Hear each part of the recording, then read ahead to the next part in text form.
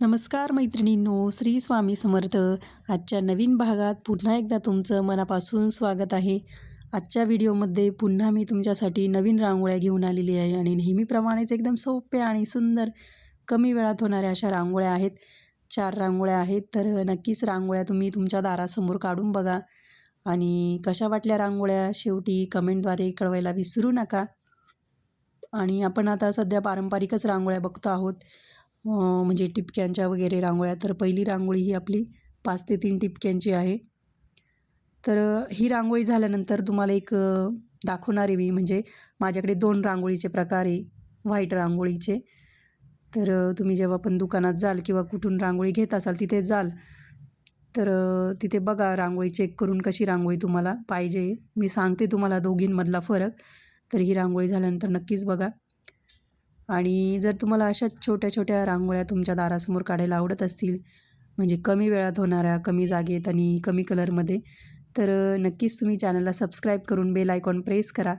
म्हणजे तुम्हाला व्हिडिओचं नोटिफिकेशन वेळेवर येईल आणि तुम्ही व्हिडिओ मिस करणार नाही.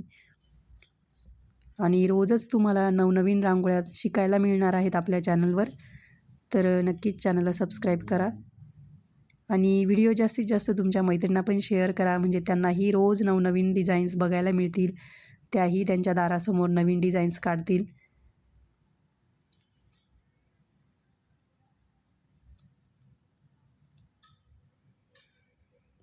एकदम सोपी आणि सुंदर रांगोळी ही.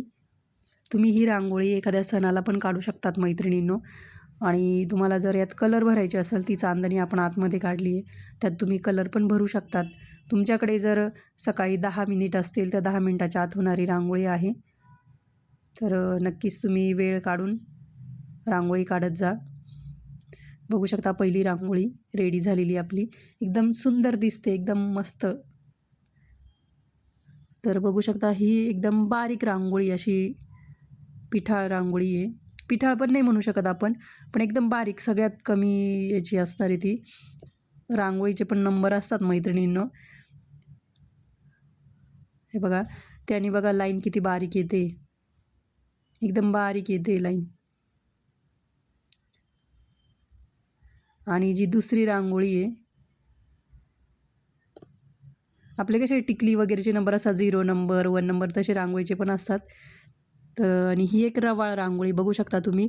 याचं टेक्स्चर एकदम आपला रवा कसा असतो एकदम बारीक, त्या टाईप आहे. बोटातून एकदम पटकन सुटते. तर त्याच्याने मी लाईन काढून दाखवते तुम्हाला, मग तुम्हाला फरक समजेल त्या 2 रांगोळ्यांमधला. बघू शकता एकदम अशी जाड लाईन येते बघा ती. आणि बाजूला पण रांगोळी पसरली जाते.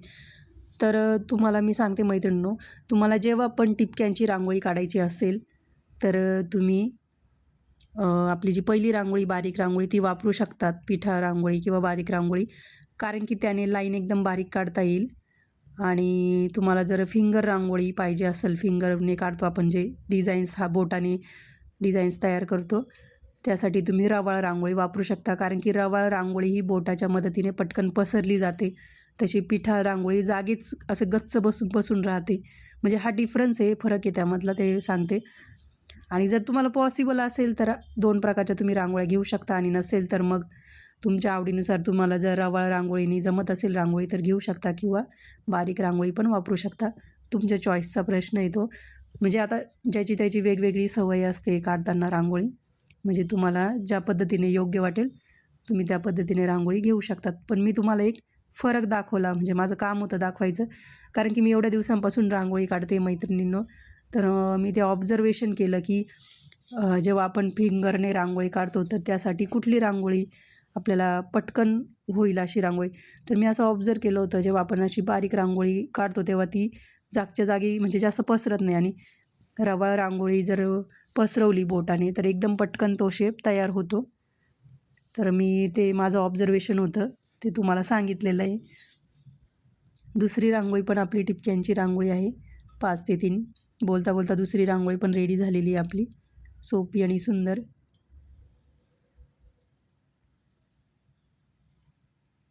पुढची रांगोळी पण 5 ते 3 टिपक्यांची आहे. नक्कीच ह्या रांगोळ्या तुम्ही दारासमोर ट्राय करा मैत्रिणींनो, खूप आवडतील तुम्हालाही. चांदणी काढून घेतली एक. आणि त्याभोवती एक षटकोन काढते मी.